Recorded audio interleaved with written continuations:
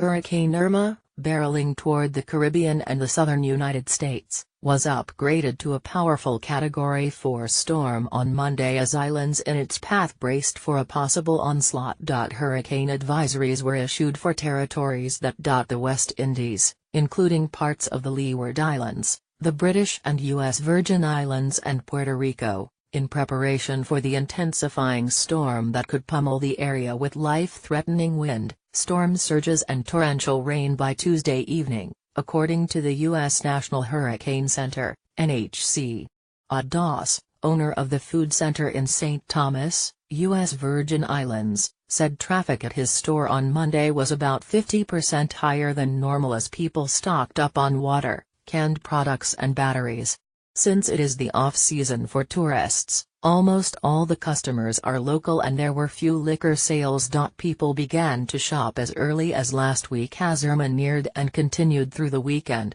It's kind of dwindling down now, everybody's pretty much stocked up, Doss said. You make sure you have fuel in your generator and hope it's not that bad when it does arrive.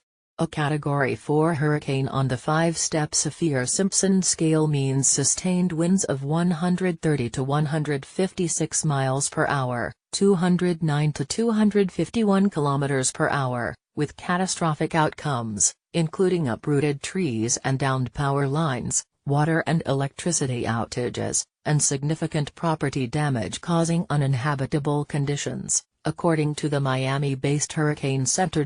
Irma, now packing 130 miles per hour, 215 kilometers per hour, winds, also threatens the U.S. East Coast and Florida, which on Monday evening declared a state of emergency. The Hurricane Center expects Irma to reach southern Florida on Saturday. The NHC cautioned that it was too early to forecast the storm's exact path or what effects it might have on the continental United States, but warned of likely effects to hit some areas by later this week. There is an increasing chance of seeing some impacts from Irma in the Florida Peninsula and the Florida Keys later this week and this weekend. In addition, rough surf and dangerous marine conditions will begin to affect the southeastern U.S. coast by later this week, the center said. Irma will be the second powerful hurricane to thrash the United States and its territories in as many weeks.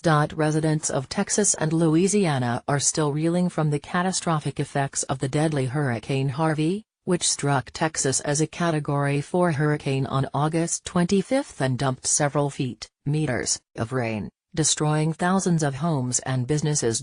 Irma is forecast to strengthen over the next 48 hours and could directly affect Hispaniola, the Turks and Caicos, the Bahamas, and Cuba as a dangerous major hurricane later this week, the NHC said. In preparation for the storm, the government of economically struggling Puerto Rico on Monday declared a state of emergency and activated the National Guard.